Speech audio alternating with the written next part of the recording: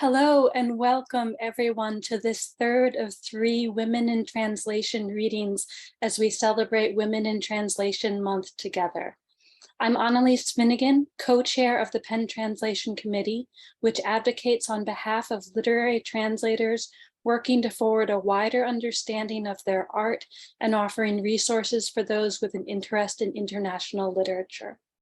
Today's event is also being hosted by PEN America, and I'm grateful to Aaliyah Gatto from PEN, who is managing the Zoom. PEN America's commitment to support women's voices in translation builds on the efforts by blogger Maytal Radzinski, whose mission is to raise awareness of translated literature by women, queer, and non-binary authors. For bringing together today's stellar assemblage of translators and authors, thanks go to the 3 co-organizers of this event series, Nancy Naomi Carlson, Jessie Lee Kershaval, and Katherine E. Young. You can now view the recordings of the first 2 readings in this Women in Translation series on PEN's website. I'm going to introduce now the moderator of today's event, Katherine E. Young, who is the author of 2 poetry collections, Woman Drinking Absinthe and Day of the Border Guards. She has translated Anna Starobinet's memoir, Look at Him, fiction by Akram Ilisli, and numerous Russophone poets. Young, a 2017 National Endowment for the Arts Translation Fellow, served as the inaugural Poet Laureate for Arlington, Virginia. Thank you, Katherine. Thank you, Annalise, and thank you for that warm introduction, as well as your support of this series as we're coming to the end of this year's Women in Translation Month reading series. I want to echo Annalise's thanks to everyone who helped make this event happen. I am so excited to be moderating this event where we are presenting 5 author-translator teams for real-time bilingual readings from around the globe, representing the Arabic, German, Ukrainian, Bengali, and Russian languages. The reading will be followed by a short question and answer session if time permits. So for those of you in the audience, if you hear something that sparks your interest, please submit your questions for any of the panelists in the comments section, and we will ask as many of those as we have time for at the end. Our first pair of readers today will be translator Ibrahim Said Fawzy and author Rema Hmoud, who writes in Arabic. Ibrahim Said Fawzy is an assistant lecturer and emerging translator from Egypt. He has an MA in comparative literature. Rema Hmoud is a Palestinian Jordanian writer who lives in Kuwait and works as a teacher of Arabic. She has authored 3 novels and 2 short story collections. And we learned in the run-up to today's reading that this is the first time that Ibrahim and Rema are actually meeting. So yes. This is a really special pleasure to introduce them and let them read for you. Yes. Thank you, Katherine. And we are so grateful to PEN America for inviting us and for organizing this marvelous event. And I will leave the floor for Rema to read the part of her short story, Glass, which was firstly published in her short story collections, Balloons. Rema, the floor is yours. Yes, I will read from my story collection, Balloons, زجاج. كل الكؤوس مصفوفة على الرف المتوسط لخزانة زجاجية احتلت زاوية الصالة قريبا من طاولة الطعام الشفافة بكراسيها الخمرية، وفي وسط الصالة طبق عميق كبير من الزجاج الأسود يمتلئ بفواكه زجاجية لا لون لها. النوافذ كبيرة جدا مطلة على فراغات مساحية مقلقة تغطيها ستائر شفافة بلون خمري مطرز بخيوط ذهبية رفيعة. تحت التلفاز الكبير العريض الرفيع خزانة سوداء بأبواب زجاجية وكثير من التحف لا يفهم لها مغزى. وأنا أكره الزجاج، يوترني، يستفزني بحمقه حين يعكس صورتي كلما مررت بجانبه، فأراني طويلة جدا أو عريضة جدا، وفمي كبير بوسع طبق، وعيني بعيدتان عنه، فأسرع خطوي مبتعدة عنه لأجده يسخر مني في خزانة التلفاز أو فوق رأسي عند حوض غسيل الصحون أو في معاني المعدن في الفرن أو الثلاجة. أهملها فيتغير لونه بالغبار أو تطغى عليه بقع الماء والزيت في المطبخ لتتناقص تدريجيا قدرته على استفزازي، فأرتاح لبعض الوقت حتى أعرف أن إحداهن قادمة لزيارتي، فأحمل الخرقة الزرقاء المخصصة للزجاج وسائل التنظيف، أرش كل قطعة زجاجية بنزق لأمسح عنها الغبار، ثم أعيدها إلى مكانها ببطء خوفا من أن تنكسر وينكسر ما تحتها من زجاج. أظل أياما أعاني من استطالات غريبة في شكلي تدفعني معظم الوقت إلى الاحتماء بغرفة النوم التي تتوسطها مرآة كبيرة أغطيها أحيانا فلا أرى صورتي فيها. حينها أختلي بذاتي، أحادثها، أطبطب عليها، أمسح عنها الغبار بحرص ورقة، أعيدها إلى قالبها المهترئ، أقفل عليها بابتسامة، وأخرج من عزلتي بوجه مستكين مرة تلو أخرى. لكنني في المرة التي استقبلت فيها إحداهن دخلت المكان بحذائها، داست سجادة الجديدة، جلست على الكنبة الكبيرة، أزاحت بفظاظة الوسادة المزركشة وألقتها على الأرض. حاولت أن أكتم كشرة كانت قريبة جدا من السطح. بدأنا الحديث. كانت تلوح بيدها كثيرا، تتحرك كثيرا. حانت مني التفاتة إلى الخزانة الزجاجية تحت التلفاز، رأيت انعكاسي فيها كعادته طويلا جدا ومشوها. لاحظت انعكاسها كان كما هي، لا اختلاف أبدا، لم يتمدد طولا ولا عرضا. توترت، أخذت أهز قدمي اليمنى، أزحت الكنبة التي أجلس عليها لأعطي ظهري للتلفاز والخزانة، لكنني كنت أحس انعكاسي يقف ورائي يتطاول حتى أرى ظله يمتد أمامي ويغطيها، ثم يقصر فيتمدد عرضا، وأراه تحتي ومن جانبي وهي تجلس بالانعكاس عنيد قليل الذوق لئيم كانعكاسي. Thank you. Thank you. Dr. Ibrahim, you are mute. All the cups are arranged neatly on the middle shelf of the glass cupboard that occupies a corner of the hall. Near the see-through dining table with its burgundy chairs, a large deep dish made of black glass filled with colorless glass fruits sits in the middle of the hall. The colossal windows, which look out over worrisome spaces, are covered with sheer curtains embroidered with fine gold threads. Under a big, skinny widescreen TV, there is a black cabinet with a glass and a lot of nonsense antiques. And I hate the glass. It makes me nervous with its stupidity as it reflects my image whenever I pass by. It sees me as too tall or too wide, with a mouth as big as a plate and eyes that are set too far from my mouth. So I hurry away, only to find the glass mocking me from the TV cabinet, or above my head when I'm washing dishes, or in the metal sheen on the oven or fridge. I neglect the glass until the dust makes it change color and oil or water stains take over the kitchen, covering most of the glass until its ability to irritate me gradually abates. Only when I know that one of my friends is coming over do I pick up the blue rag that's just for glass and the washer flowed, and I spray every last piece in a temper to remove the dust, then wipe it slowly for fear that it will break and the glass beneath it shatter. For days, I suffer these strange prolongations of my physiognomy, and this usually drives me to take shelter in a bedroom that has a huge mirror at its center. I sometimes cover the bedroom mirror so as not to see my reflection. Then I feel like being alone by myself. I talk to myself, comfort myself, and dust it carefully and gently. I put it back into its worn out mold. I look it up with a smile and leave my isolation humbled time and again. Once, when I welcomed one of my friends, she came in wearing her shoes, stepped on my new carpet, and sat on the big sofa. Like a bear with a sore head, she removed the embroidered pad from the sofa and threw it on the ground. I tried to hide the grimace that nearly floated over the surface of my face.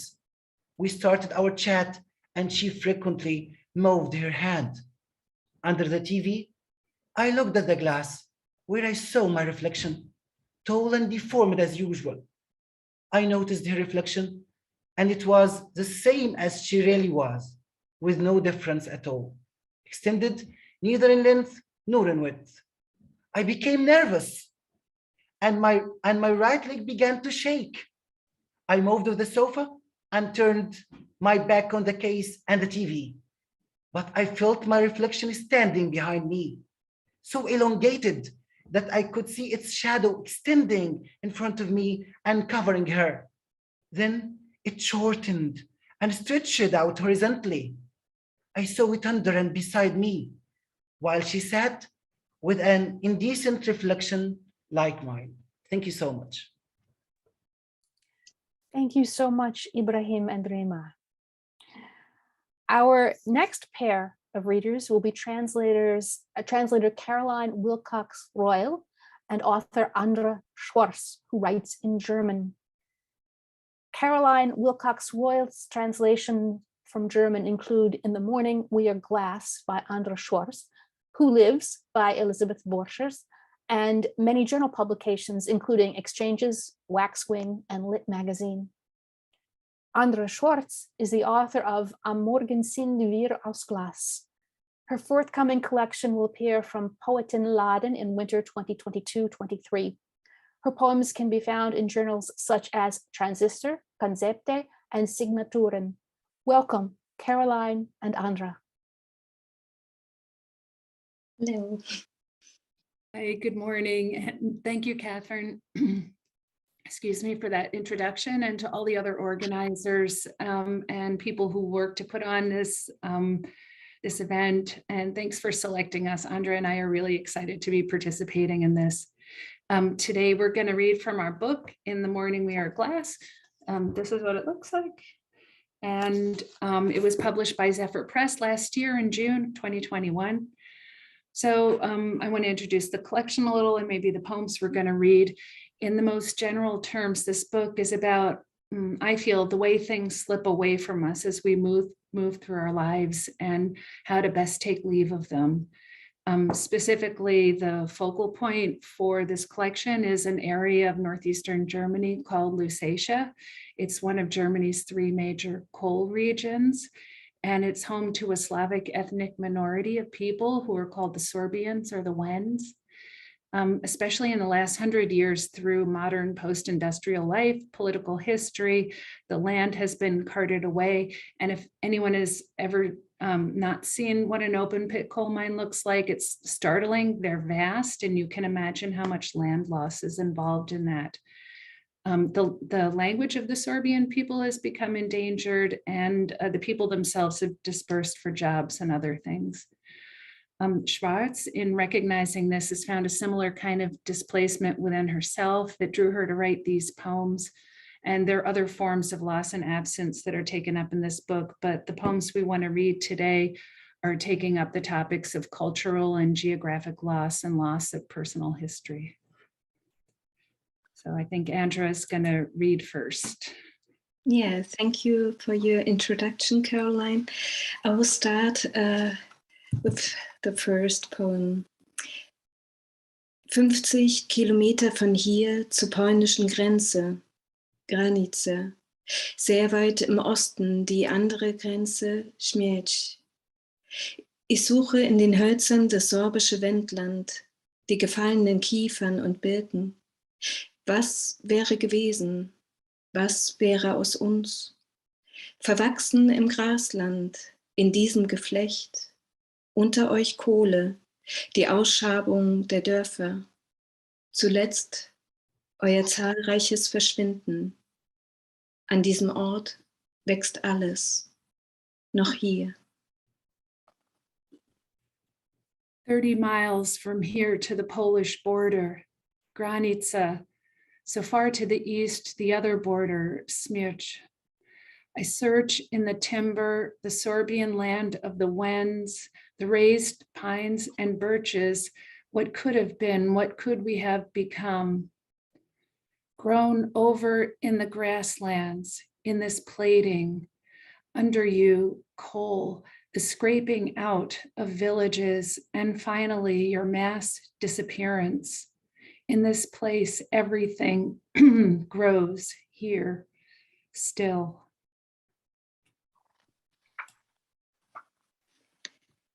Wir bauen zurück ins Leere. Vor dir der Abraum, im Auge die Ferne. Niemand kommt hierher zurück. Sie gehen rüber zu den anderen, jeder weiß das. Unter ihnen versanden Wege im Gelände, die Schwärze von damals, das Ende in den Gesichtern. Ein Landstrich am Verbrennen, über und unter der Erde. Czarna Pumpa Jeroserbstva, schon weit vor der Wende ausradierte Flächen, fliegt Kohlestaub über den Feldern, verliert sich die Wärme, hinter uns verdunstet das Licht. We build backward into emptiness. Before you, the overburden. In your eyes, the distance. No one comes back this way. They go over to the others. Everyone knows that. Under them, the paths in the compound fill with sand. The darkness from the past, the end visible in faces. A swath of land burning over and under the earth. Chorna Pumpa Yeroserbstva. Long before the wall fell, erased expanses, coal dust flies over the fields, the warmth dies behind us, the light dissolves. Du kommst aus den lichten Gestalten der Birken. Nach dem Aufbäumen im März verjüngte Rinde. Steht Saft in ihren Höhen über dem Wollgras, Sterne. Im Hintergrund die Kamenzer Berge. Es bleibt diese Sicht inmitten der Topographie jener Landschaft. Sie wächst nach in deinen Zellen. Im Torf abgestorbene Gründe. Es staut sich darin. Ein Lichtbild aus früherer Zeit, das sich hineinprägt. In deinen Spuren Risse, wenn alles verschwimmt. You come, excuse me, from the luminous figure of birches after they've risen tall, bark rejuvenated in March, sap high in the treetops, above the cotton grass, stars in the background, the mountains of Kamens. This view will remain at the center of the land's topography. It takes seed in the peat of your cells, decayed ground, it pools there, a vision of light from the past instilling itself. Fissures in your tracks where everything clouds. Hier verschwinden Worte aus den Häusern, bleiben die alten Baba und Jada auf den Zungen, in den Mündern hohle Klänge. Keiner weiß mehr, die Zeichen auf den Schildern, sorbische Namen, wir zählen sie auf, Brätner, Michalki. Seit Jahren gehen wir durch Straßen, die wir nicht kennen. Nur manchmal die Wege zwischen den Teichen bis zum Flussbett der Elster ziehen sie Kreise. In unseren Köpfen kommen sie wieder zu dir. Words disappear from houses here. To the tongue, the old remain Baba on Sheda. Vacant sounds in the mouth no one understands. No, the symbols on the sign anymore. Sorbian names, we count them off. Brednia, Michalki. For years, we've been walking along streets we don't know. But sometimes on paths through the marshland to the riverbed of the Elster, they ripple out in our heads, circle back to you. Und ein letztes. Ich kann sie nicht finden in den Restlöchern. Kleinere Meere aus Wasser und Kalk. Wujicka, Jezorina, liegen Dörfer auf Grund, enteignete Schätze. Eure Stimmen aus Kohle und Stein gebrochen, als gäbe es euch nicht. Aus dem Blickfeld geschwundene Dinge.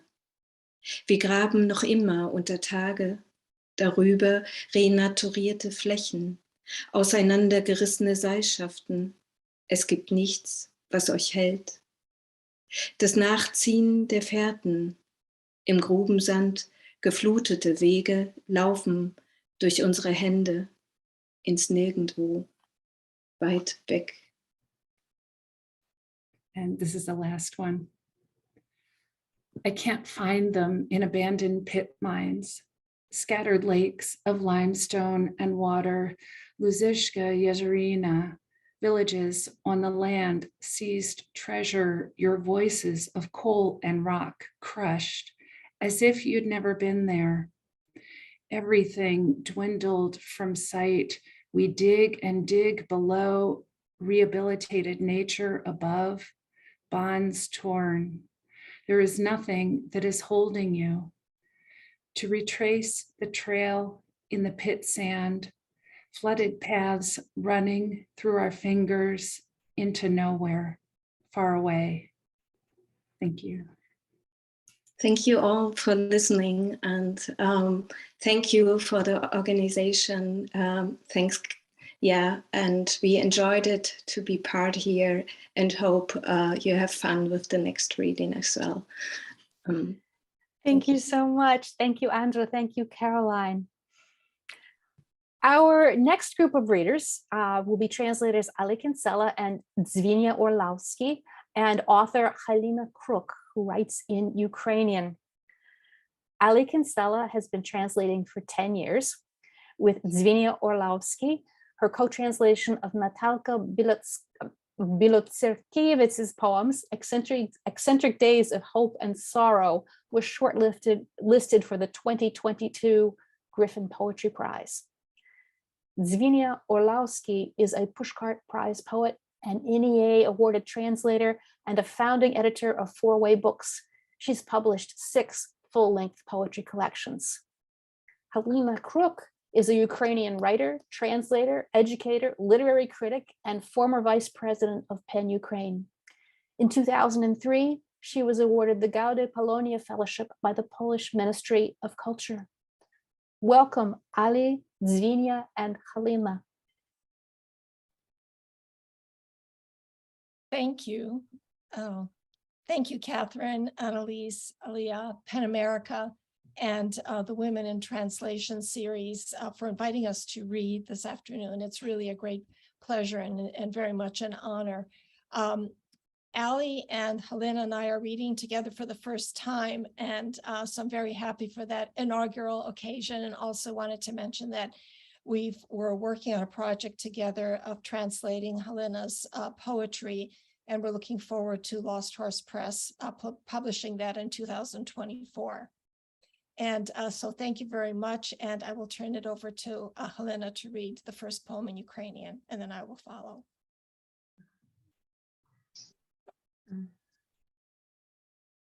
I would like to start from the my thanks to all for the organizing of this nice event, and to my translators for translation, because for me it was very interesting process, not only as for poet but as for translator too. I'm a translator from Polish, and I start from my first poem. Halyna, голосніше. Okay. Носимося зі своїми мертвими, як діти.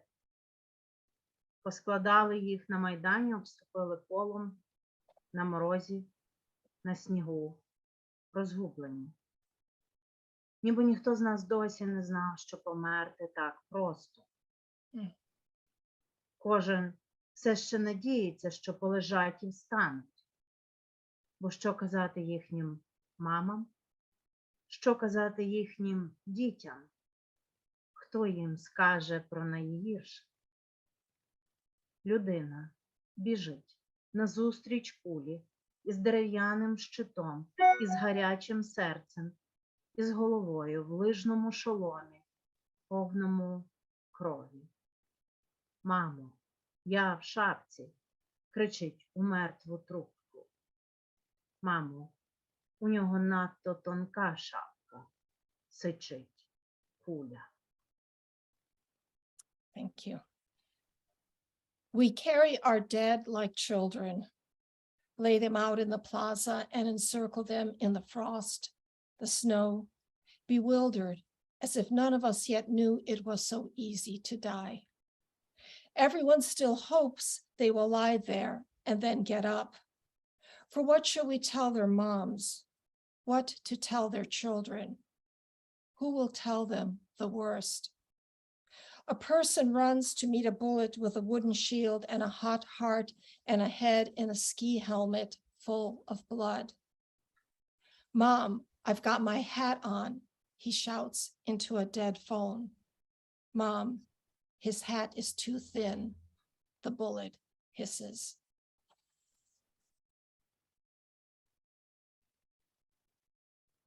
Голомозий сусідський хлопчак із дитинства твого так і не виріс. Незважаючи на час, що несе нас все далі і далі від тих берегів. Його голова стрижена на літо довоєнною машинкою, не вкрилася знову м'якими каштановими кучерями. Ні, він не втопився, поблизу ж не було глибокої ріки. Хіба що час, який мляво тече, підмиваючи береги. Його мати, забувшись, часто виходила на поріг, кликати його із веселих хлоп'ячих забав, із яких так важко вчасно повернутися додому. І він не повертався. Навіть уночі, навіть узимку, навіть коли ти зовсім виросла і помітила раптом, що твій син називається так само. The bareheaded neighbor boy from your childhood never did grow up, despite time that carries us farther and farther from those shores. His head, buzz cut for summer with pre-war clippers, was never again covered in soft chestnut curls. No, he didn't drown. There was no deep river nearby, only time flowing sluggishly, washing away the shores. His mother, often forgetting, went to the doorway to call him from the happy boyhood games so hard to get home from on time. He didn't return, even at night, even in winter. Even when you're an adult woman and suddenly realize that you've given your son the same name.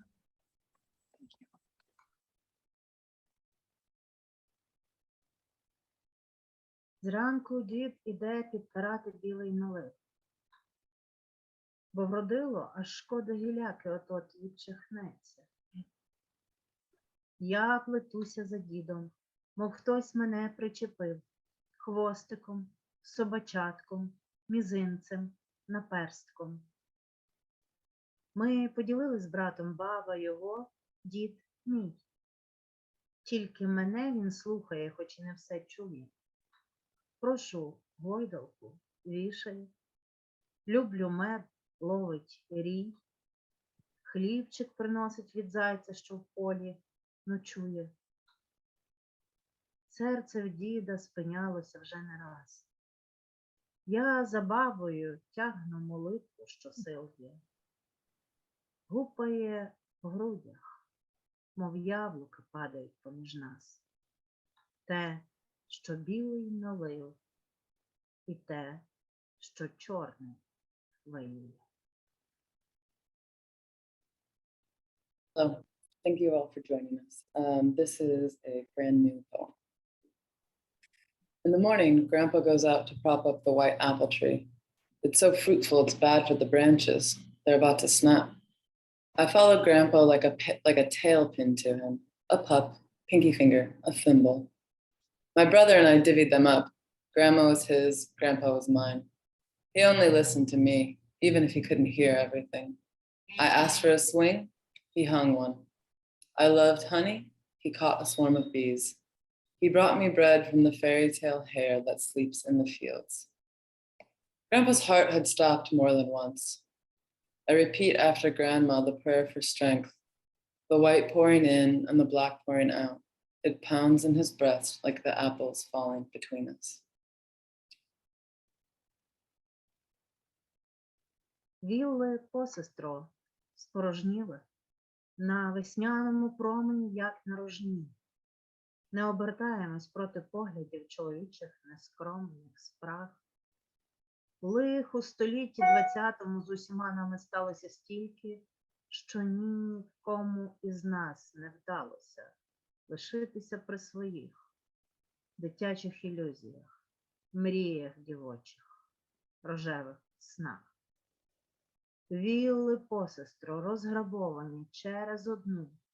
Матері наші добрі, дарма нас не вчили переживати війну, окупацію, депортацію, голодомор, гулаг.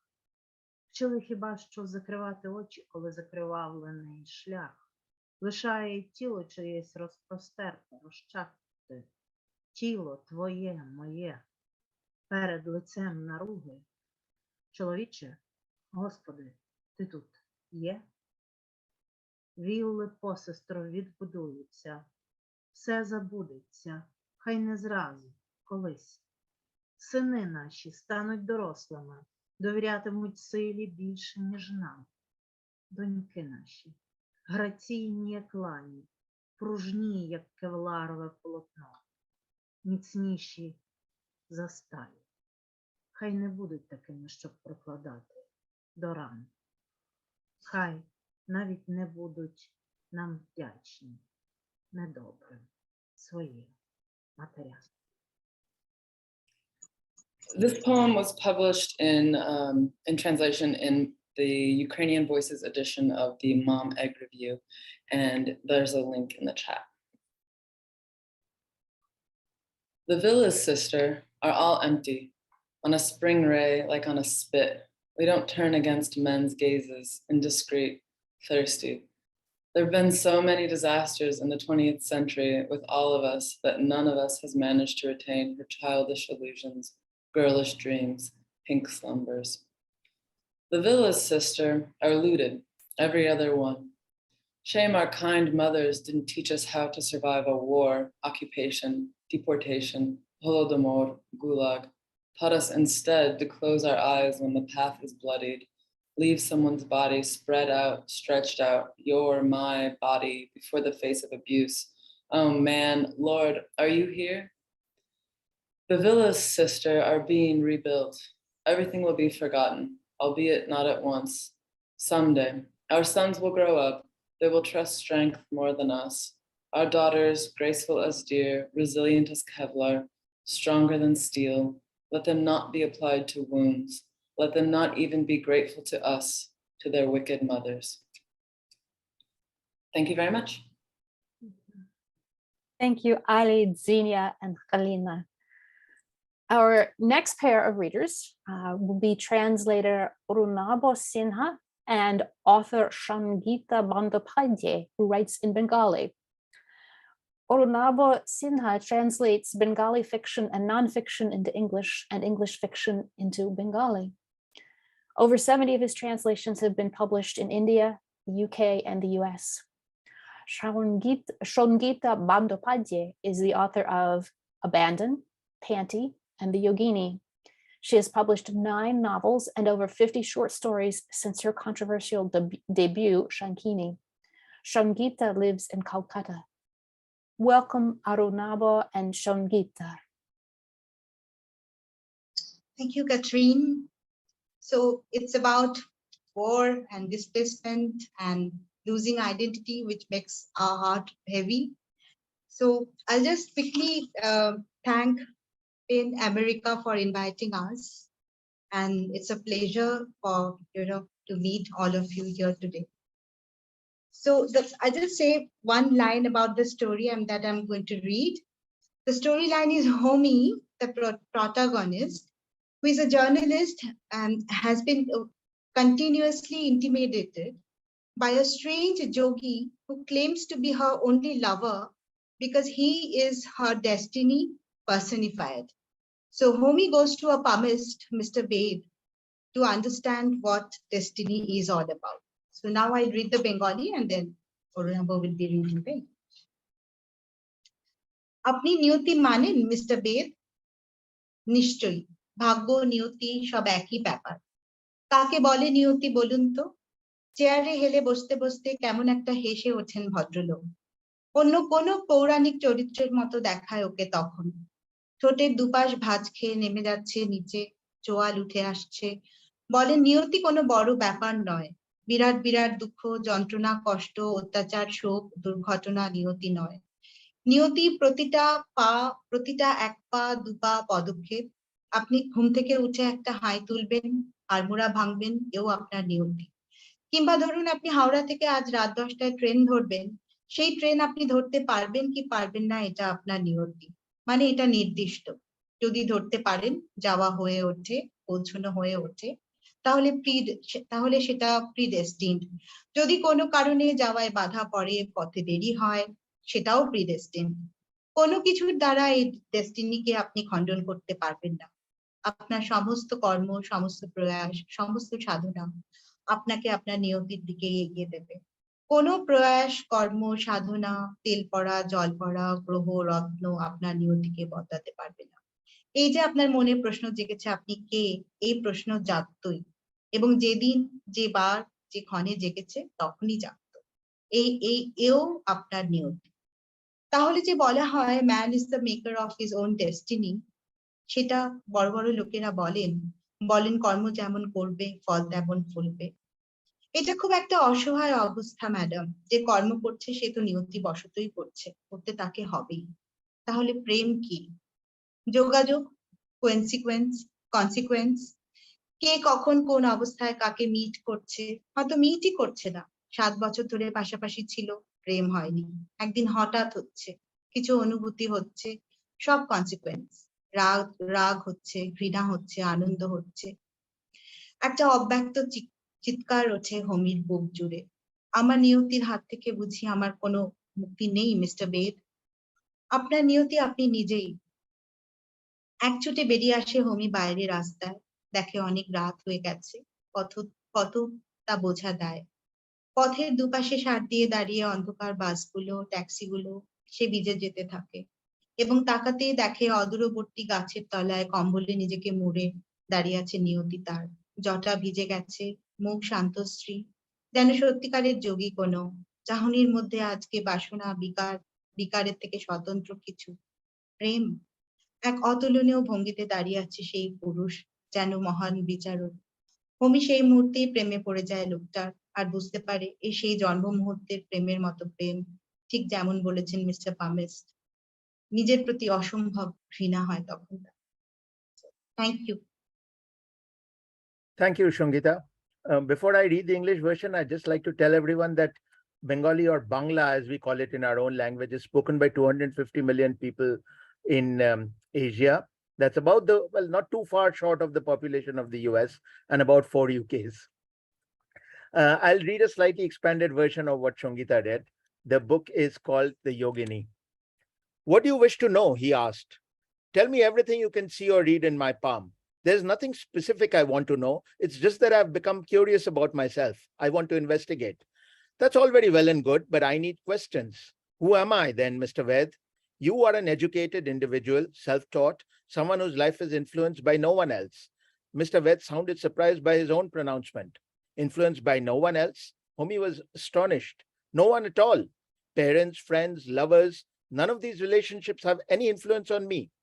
As I said, the influence that most people exert is missing from your life, madam. You consider no one close or distant, good or evil. You love no one, but nor do you respect or hate them. You simply don't acknowledge the existence of others. You are the only person in your world. Very well. Here's your fate line. See, it stops almost as soon as it begins. Does that mean I have no fate, Mr. Ved? Do I have no future, good or bad? No fate?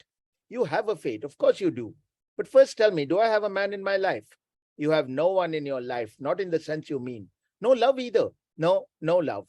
Here are the affection lines. None of them runs deep. They seem to have been formed with reluctance. Your lifetime is long but damaged. What this tells me is that though you're currently bound in a social relationship, this bond means nothing to you. It is not a bond of love, affection, or compassion. Moreover, this relationship is nearing its end. What are you saying? Was a relationship with Lalit about to fizzle out? Here, look at this line. It says there is a love in your life, but that love was formed at the moment you were born. I've never seen a poem like this, never. Homi burst into tears. A love formed at the moment I was born? Is that even possible, Mr. Ved? Here's your headline. Your love has curved towards your headline, which means it is this love that will control you throughout your life. Tell me more. Tell me about my successes, my enemies, good times, bad times, wealth, children, everything. You have no enemies, no good or bad times, no children. Success or wealth, I cannot speak about that. They mean different things to different people. Homi sat in silence as Mr. Ved rattled on. Her hand lay like an inert block of wood in front of the old man. Your real fate line has come to a stop, madam, and a completely imagined fate line is born spontaneously at that point. It begins at the mound of imagination, which means your future depends on how you imagine it. Your life will proceed in whatever direction you visualize it proceeding. And yet, this imagination of yours will be controlled by your fate, utterly. It's all extremely complex. Meanwhile, can you see how this very deep line emerges from the mound of Venus to bite your imagined fate line? This means that the sexuality in your life is all imagined too. The same goes for love. Homi didn't say a word. She couldn't. Your entire life is a product of your imagination, madam. When Homi eventually managed to find a voice, she said, my marriage won't last, but there's no reason for it not to. We're good friends. Lalit is a very understanding man. Still, it won't last. Everything in your life is temporary. There was a deafening clap of thunder. The flash of lightning that preceded it was visible even deep inside the house. Finally, the rain began, a deluge from the sound of it. With everything she had just been told still ringing in her ears, Homi asked how much she owed for the reading. 50 rupees, not much at all. Putting the money on the desk, she rose to her feet. Do you believe in fate, Mr. Ved? Of course. Fate, destiny, it's all the same thing. Can you tell me what fate is? Leaning back in his chair, the old man gave a strange laugh. He was beginning to look like a character from the epics. His lips curled downwards while his jaw jutted out. Fate isn't just the big things. It isn't only the sorrows and suffering, the pain and torture, the grief and accidents. Fate is every single footstep. When you wake up and yawn or stretch, that's fate too. It's predetermined. If you set off on a journey and make it safely to the end, then that's what was predestined. If there are obstacles and delays on the way, those were predestined too. All your work, all your effort, all your dedication only serves to take you towards your fate. No prayers, amulets, charms, or precious stones can alter it. This question that's occurred to you, who am I, was bound to have come in just this form, and on this precise date, at this precise hour, that it did. That too is your fate. But don't they say man is the maker of his own fate? Don't great minds say that? As you sow, so you shall reap. But those who sow do so according to their fate. They have no other choice. Then what is love? Connections, consequences. Who will meet whom, when, and in what circumstances, or will not meet at all? Maybe two people have been living near each other for 7 years, their lives never intertwining, and then suddenly one day they fall in love. They develop feelings. All this is consequence. Anger, hatred, joy, all are predestined. A stifled scream rose from Homi's heart. Will I never escape my fate, Mr. Ved? You are your own fate. Homi ran outside straight onto the road. She saw that it was very late. Impossible to tell how late. Darkened buses and taxis were lined up on both sides of the road. The rain was soaking her through, and there, wrapped in a blanket beneath a nearby tree, stood her fate. His face was serene as though he were a true yogi. Today there was something else besides lust and depravity in his eyes. Could it be love? The man stood there stern as a judge. In that moment, Homi fell in love with him and realized that this was the love which had formed at the time of her birth, exactly as the palmist had said. The whole thing filled her with loathing for herself. Thank you. Thank you so much, Arunava and Sangeeta.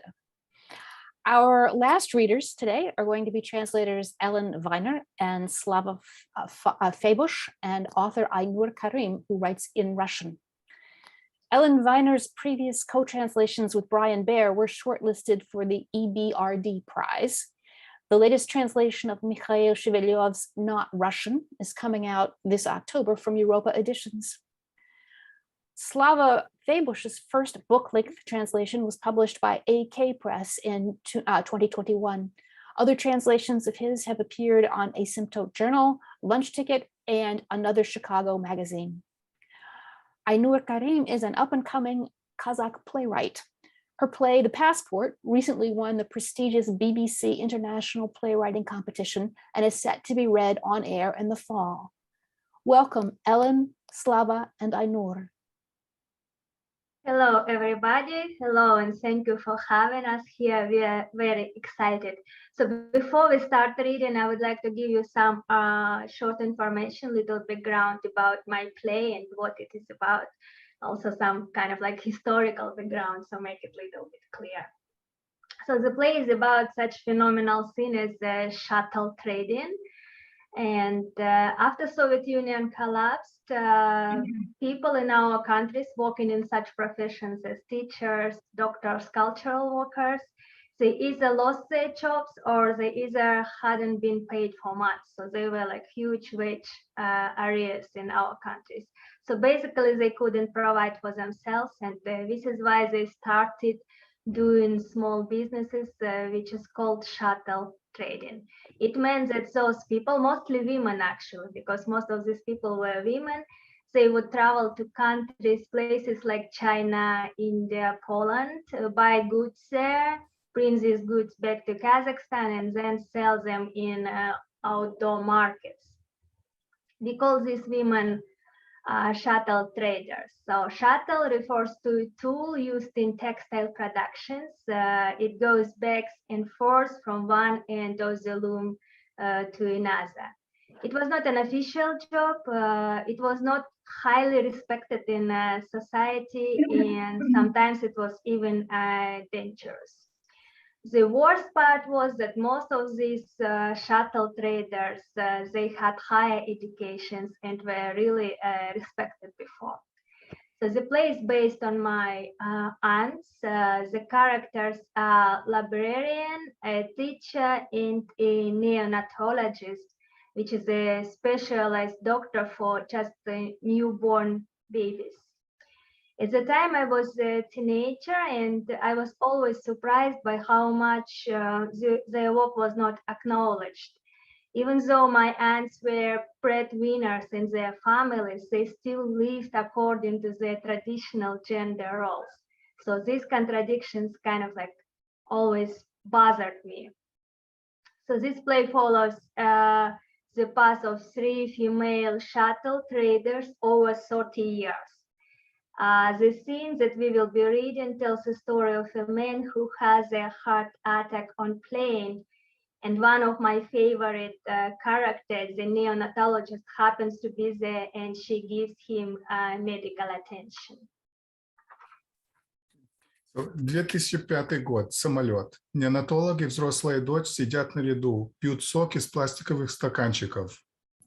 Attention passengers, this is your captain. If there are any doctors on board this flight, we ask that you please notify the cabin crew immediately. Thank you.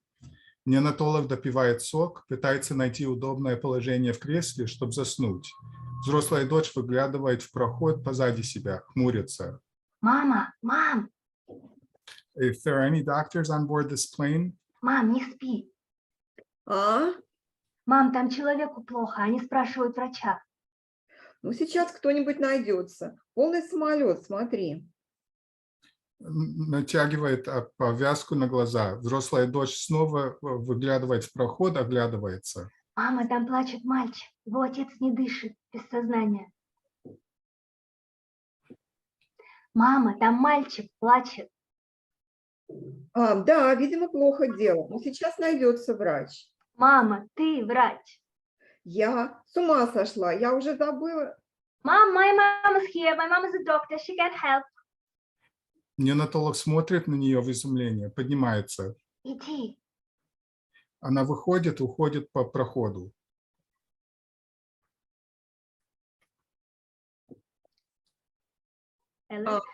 Сердце остановилось. Положите... Остановка сердца, на пол, кислород, воду и аптечку сюда. Приготовьтесь заменить меня. Слышится счет. 1, 2, 3, 4, 5, выдох. 1, 2, 3, 4, 5, выдох.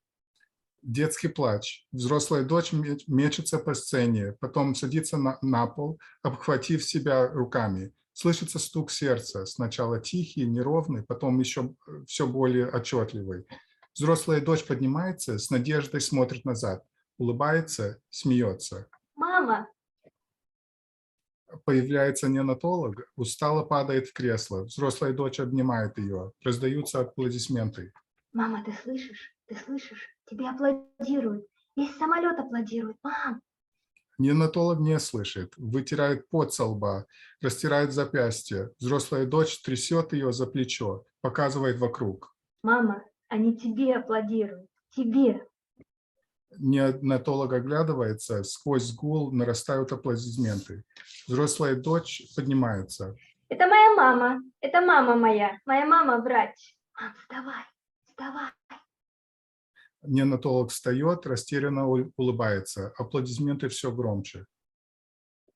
2005 год. Квартира неонатолога. Неонатолог расставляет посуду. Появляется учительница и библиотекарь. Это дело надо обмыть. Привет, дорогая. Мы уже все прочитали. Ты в газетах на первых страницах. Ты завела сердце какого-то там немецкого профессора.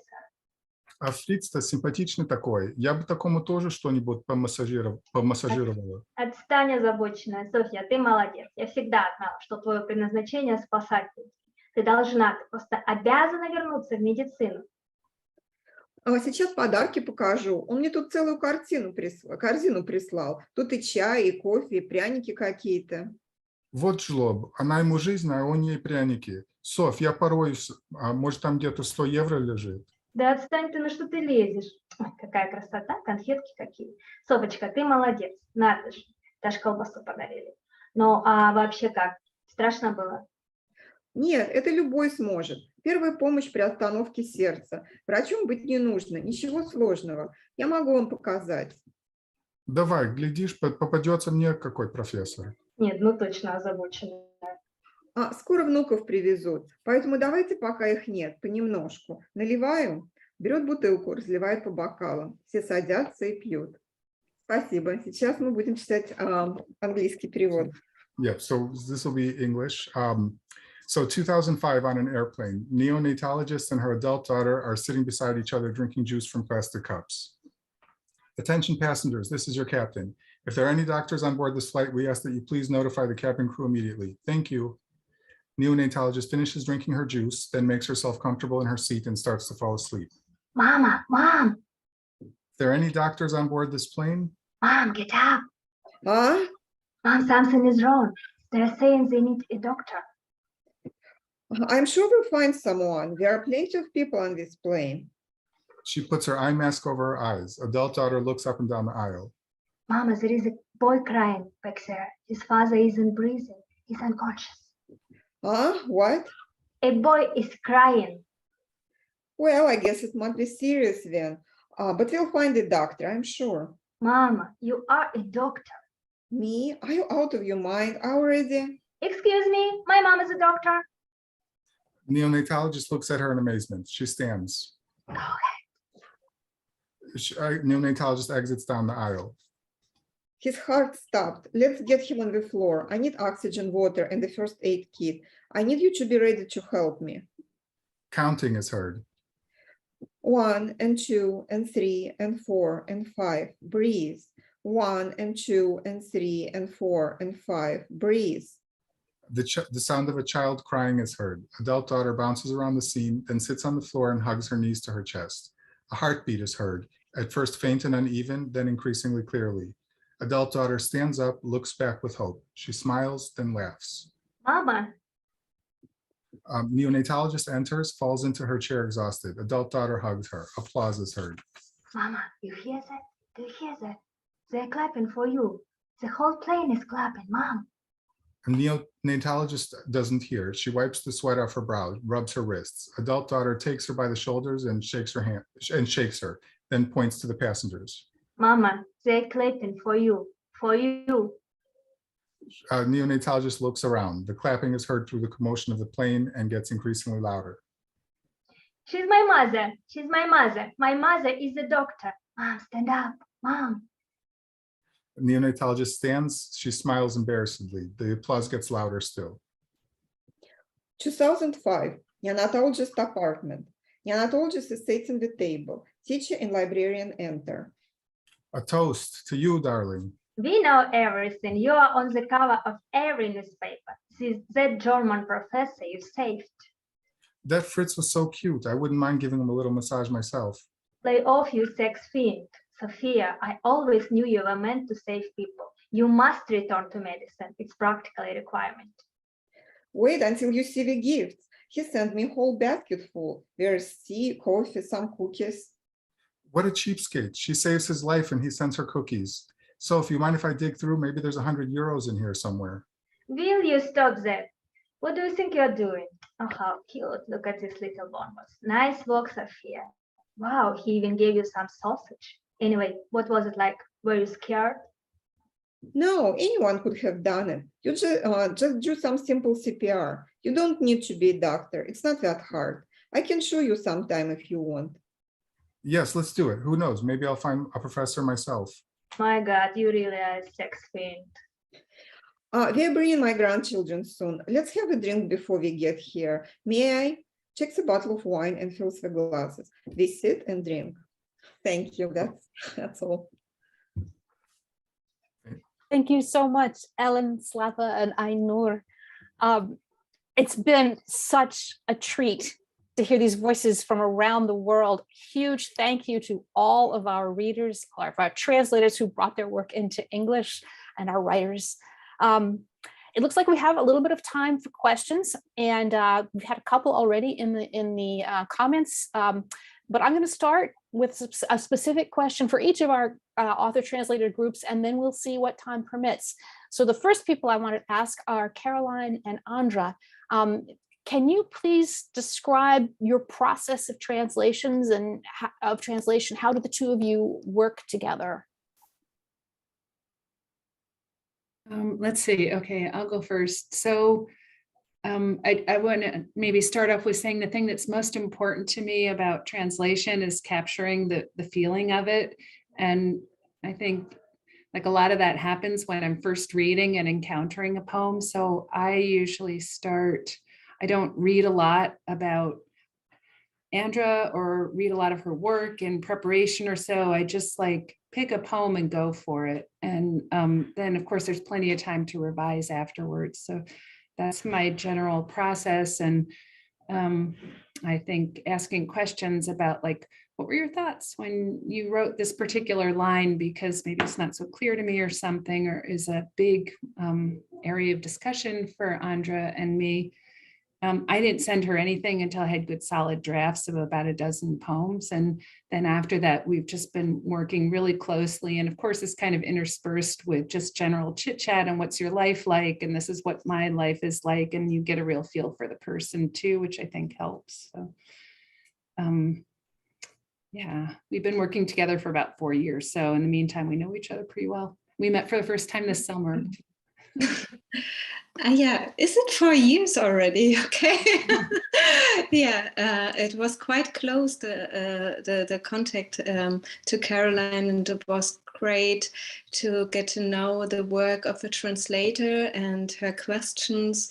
And I hope that I could, give her some answers to my poems and to my style of writing, because sometimes I was quite irritated about what I was or what I had meant in a particular phrase, and so it was quite interesting to get to know the translation process. And it I thank Caroline very much to overthink poems and phrases, because it's good to have the questions even for my writing in future. And so it's very interesting and exciting for me as well as a poet. Yeah. Do you work? There are words in Swabian, correct? In your poetry, does that add an interesting element to the translation process? In other words, are you working with just German? Or are you working with other languages sort of coming in as well? Depends. Yeah, for my next book, it's a bit of English, but almost nothing. So I would say it depends on that what I want to say. But of course, I have Sorbian roots, and that's why I tried to combine it with German language or some phrases I put in the poem. So yeah, sometimes it happens, but there's not, I would say there's not always a purpose for that. It happens like when I'm writing it, that I know, okay, I want a phrase in another language, even in Polish or Sorbian. So yeah. Today, we are featuring 2 teams of multiple translators. That doesn't happen so often in the translation world. So I want to ask Ellen and Slava to talk about your process of translation. Does it sound different from what Caroline and Andra are doing? And maybe if I know, Ellen, you've worked with multiple collaborations with other translators. Does working with a collaborator differ from working on your own? In other words, what does having another voice or another collaborator bring to the process of translations? And also, I want to ask Ainur, how is it working with multiple translators on a project? Because it seems like it might even be just lots and lots and lots of messages. Ellen, you want to go first? Yeah. This project was different in a way that we translated a play and we tried a different approach. Each character would get a different voice. So we shared the cast and translated our parts and then edited each other parts. Well, I think that allowed us to bring different voices, to be characters like more heard, to be kind of like live people with different perks, different favorite words. And I think it was very rewarding. I like what we got in the end. Yeah, we kind of, so we split the characters in half, and then after each of us edited the other person's, and then we sent it back and all the changes were accepted or rejected. And then anything that wasn't accepted, we then had these Skype meetings where we talked about whatever was left that we didn't agree on. And usually we settled on most of it, but then there was still a little bit that we were just like, this comma has to go here, over my dead body, we're removing this. And so then whatever was left, we workshopped it with a couple groups, and we had other people, because we couldn't decide certain things. But okay, there's advantages and disadvantages to working with someone, and I think the biggest advantage is the fact that I think the final product sounds nothing like it would sound if I did it myself, or I think Ellen too, most likely. It's a certain voice that I don't know where it came from. It doesn't sound like anything I would have written. But so, and it's and I don't know how it happened even. It just did. So it's kind of interesting. So yeah, I recommend it to anyone who wants to try, just as an experiment, at least. And you think this would have happened? So I guess my question is, Ellen seems to suggest that this is because it's a play script. Would you have done the same sort of arrangement, multiple translators, if you were, working on, say, a short story or something like that? I don't know. I think, Ellen and I also work with a group with 2 other Russian translators. Deborah Bernard and David came in, I think. And anyway, when we do short stories together, there's one person that always has the final say in their short story. So in this case, no one had the final say. We both had to agree on everything. But with short stories, I think that would be harder. There's another question coming from Ibrahim, one of our fellow translators, asking, how can you keep the tone and the pace of the text? When there's so many cooks stirring the broth or whatever. I don't know. I don't know. In the end, it all works out, I guess. Just somehow. I think Ainur did a really good job with the pacing. Like, I didn't even worry about that.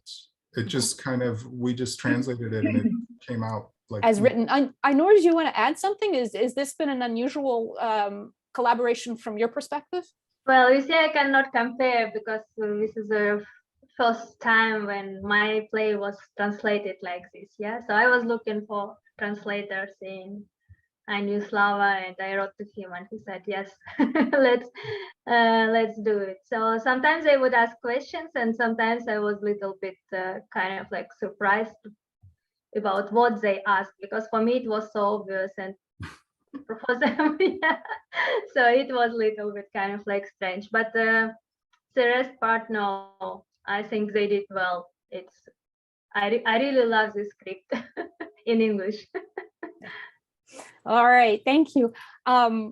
Speaking about collaboration, I want to turn now to Ali and Dzvinia, because you work not just with Halyna, but with some other Ukrainian writers in collaborations. And these collaborations, by the way, preceded the broadening of the Russia-Ukraine war back in February.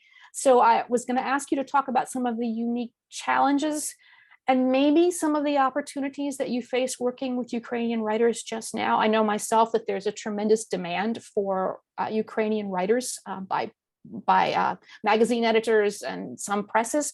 Can you speak about that a little bit? What is it like to be working with people in Ukraine? Dzvinia, do you want to start or should I? Okay, go ahead. I think that maybe something that other people don't realize is that we've always been Ukrainian translators. And the war is tragic in so many ways and very personal, but it didn't change my work necessarily. I'm busier because I have more requests for like journalism projects, but it didn't change my artistic sensibilities in any way or my values. I will agree with Ali. It did not change my artistic considerations. I mean, I still looked at how do I retain the original author's tone or imagery to make the poem be as true to what we believed in after spending, a lot of time with the poems, to be Natalka's, for example's, intention and voice in the poems. Certainly from the point of after February, the demand for readings increased, and as well as we had a lot more readers for our book. So at the point when I thought we've put the book out in the world, we can take a deep breath. That's actually when our work became the most intense. And certainly in going back, I mean, I think that's part of the beauty of poetry. You can go back and reread those poems, but you're reading them through a different lens, and you see that they're very, how timeless they are. One thing I wanted to say, Katherine, to you, to thank you for allowing multiple translators, as opposed to just like, two, and I think we've all been very good with keeping to our time. I feel particularly a blessing to read with Ali always, but also to read with Halyna, because we're young in our project, and we imagine a voice, we hear a voice, but in hearing Halyna read, I feel like I have a different perspective now on her tone, and Ali, I believe, feels the same thing. It's a different perception. So I just wanted to add, as wonderful as an opportunity it is for those who are participating and listening, who've come to this reading, it's also such a gift to the readers to actually be there with their people and see them and feel them read their work. So I wanted to thank you particularly for that. Great, thanks. Halyna, do you want to add something? Have things changed for you in your work with Ali and Dzvinia, or with other translators in the last 6 months of this intensification of the war? Is it different for you now, or is it the same? Я скажу українською, так буде, напевно, краще. Я завжди співчуваю своїм перекладачам, бо я розумію, як перекладач, що перекладати римований вірш чи вірш, збудований на звукописі, дуже складно. I always have a lot of sympathy for my translators because as a translator myself, I understand that translating a poem that has rhyme or something else that doesn't really work immediately is very complicated. Особливо важко в цій ситуації перекладати, коли ці вірші в нас емоційно важкі і пов'язані з війною і з ситуацією зараз в Україні, тому що додається цей момент емпатичний. This is extra hard right now when these poems are like more emotionally charged than ever before with the war that's happening in Ukraine and the situation. Right. Ну, і насправді мені було дуже цікаво, як взаємно між собою Елі і Dzvinia працюють, тому що я працюю індивідуально, і я не знаю, яким чином можна робити текст разом. Це, напевно, дуже цікава колаборація. It's actually really interesting, this working with Ali and Dzvinia and the work that we'll be doing in the future, because I'm used to working by myself and I'm not really sure what it's going to be like to create texts together. І ще одне додам, це таке цікаве спостереження перекладацьке. Пригадую, колись я перекладала авторів 19 століття з польської, і я дуже заздрила своїм колегам, які перекладають сучасних авторів і мають змогу їх запитати про ті чи інші місця сумнівні. На жаль, у автора, який вже давно відійшов, такої можливості запитати немає, але тут я відкрита до співпраці. Мені надзвичайно цікаво працювати зі своїми текстами з перекладачами, тому що мені самі в цьому тексті тоді щось відкривається. And I just would like to add a little something. I often translate Polish poetry from the 19th century, and I'm very envious of my colleagues who work with contemporary Polish work because they can ask the living authors, whereas mine have already passed. So I'm very open to collaboration with Ali and Dzvinia, and I'm excited that when I get to answer their questions and reflect on them, I'm going to find new aspects of my own works. Right. No, thank you. That's fascinating. I mean, for me personally, I have always worked just one-on-one with an author, and watching the combinations of how multiple voices work together and what they bring to the project is just fascinating for me personally. I want to turn now to Ibrahim because he has labeled himself in his bio as an emerging translator. And Ibrahim, I would like you then please to walk us through the process of how you connected with Rema. Rema is an established writer with 3 novels, 2 short story collections. And then I'm going to ask Rema, how did you decide to entrust your work to a young emerging translator? So I'd like to hear from both of you, please. Yes, okay, I will begin. For me, I began translating, I think in 2020 during the pandemic. I tried to get some Arabic texts and render them into English, and some English texts and render them into Arabic, and so on and so forth, as a sort of activity or practice during the pandemic. Then I met one of my friends, but before that, what actually indulged me and motivated me to get into the process of translation, and translation was Marshall Squally and Nashwa Nasruddin Al-Niro. Marsha has a very good ability to motivate those who love Arabic literature, and she's brilliantly brilliant. So I highly appreciate her work. Then she encouraged me to make my first steps. You see, then I was sitting with one of my friends, and he gave me this novel. Ayam Gamila in Arabic, which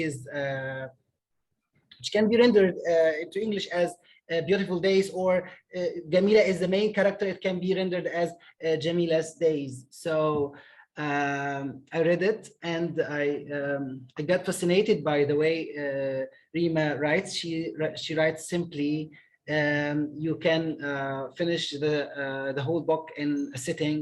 So I told him to give me a collection of her short story if she writes. He told me that she actually writes short stories, and I love translating short stories. I feel that it's a little bit easier. You can finish the story in one sitting.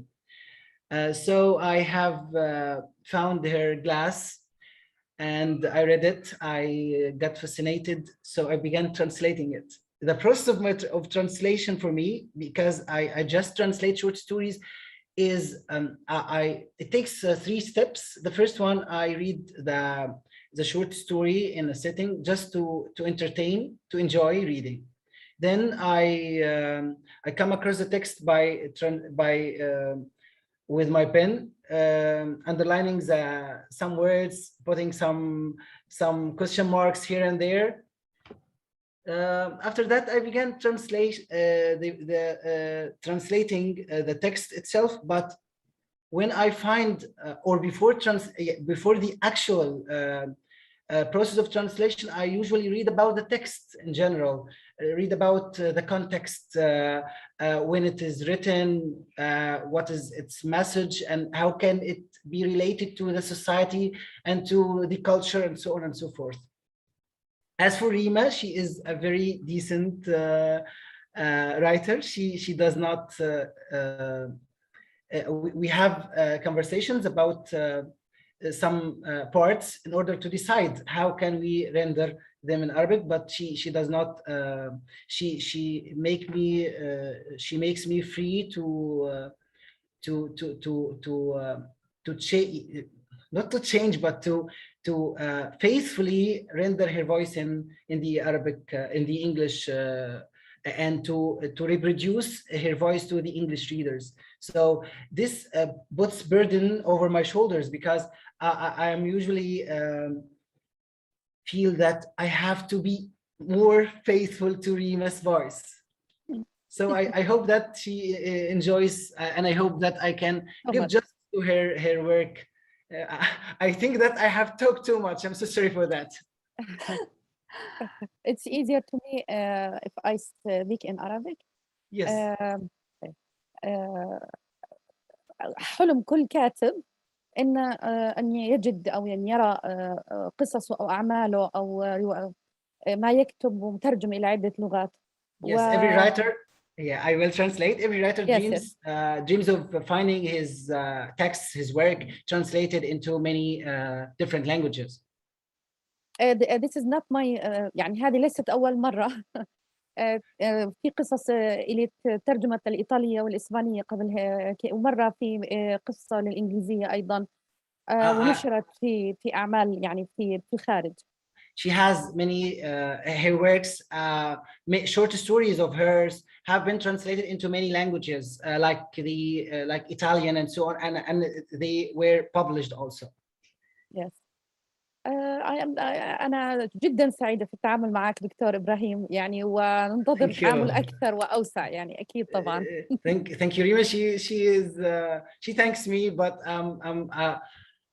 I just want to say something. I'm really grateful to Pan America, to Katherine Young, to GCLE, to Nancy Naomi Carlson, because they made me meet Rema, and this is our first time to meet together. We have shared intellectual conversations, but it's our first time. Yes, it's my pleasure. It's my pleasure. Really, I am so happy. This is my first time here. It's you don't know how happy I am.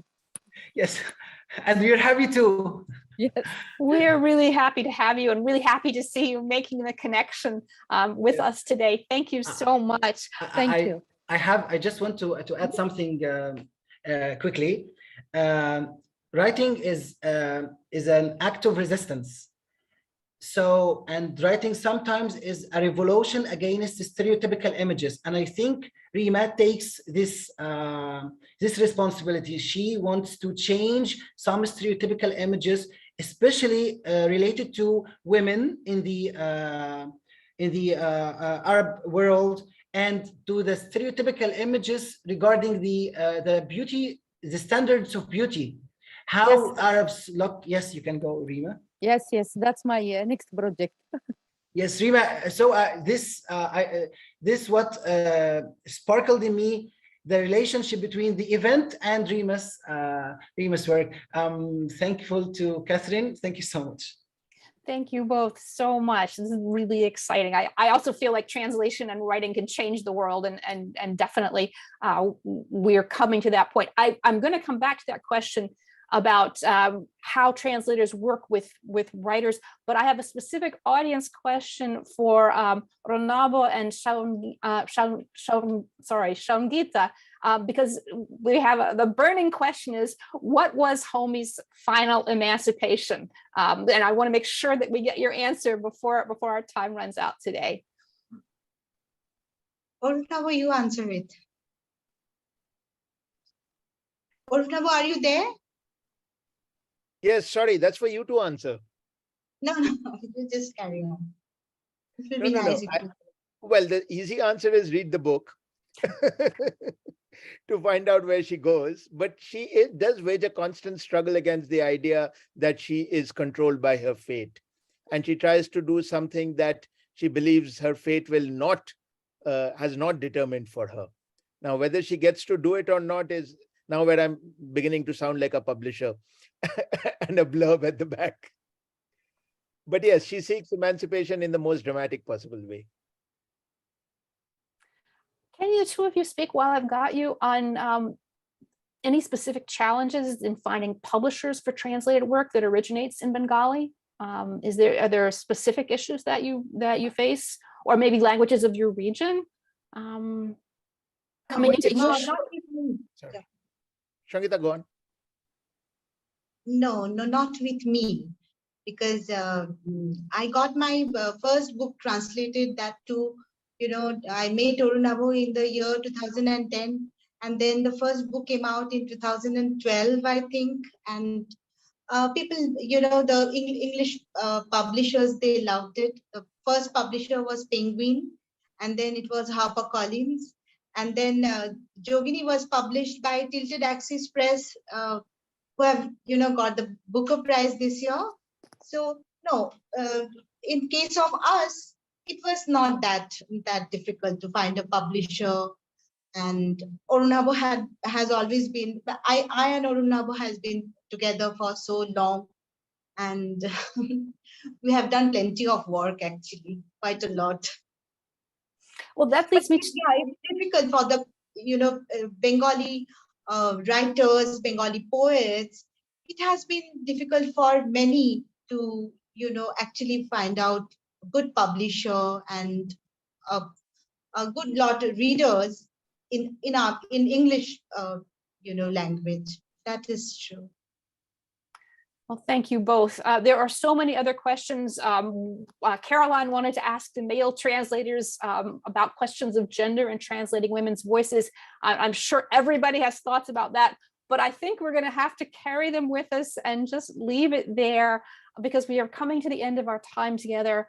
I want to say thanks again to our hosts, PEN America and the PEN Translation Committee, and along with a special thanks to Alia Gatto, who's been running the tech in the background today and organizing us in general. Thank you to Annalise Finnegan for getting us started. Special thank you to my co-organizers, Nancy Naomi Carlson and Jessie Lee Kercheval, and they had to do some extra heavy lifting this summer because I was out of the country and not able to do some of the work that I would have liked to get this series going. So thank you, Nancy Naomi and Jessie Lee. And of course, thank you everybody who's here today, the marvelous writers, the marvelous translators. I'm going to read your names: Ibrahim Said Fawzy, Rema Hmoud from Arabic, Caroline Wilcox Reul, and Andra Schwarz from German, Ali Kinsella and Dzvinia Orlowsky, and Halyna Kruk from Ukrainian, Arunava Sinha and Sangeeta Bandyopadhyay from Bengali, and Ellen Vayner, Slava, Faybysh, and Ainur Karim from the Russian of Kazakhstan. And last but not least, thank you to everybody in the audience who came and listened. Please support these writers and translators. Their book information appeared in the chat during this reading. Let us bring more women's voices into English by buying the voices of women that are available to us and telling these publishers that we want more. Again, thank you all so much for coming today, and be well and take care. Thank you. Bye-bye. Thank you, everybody.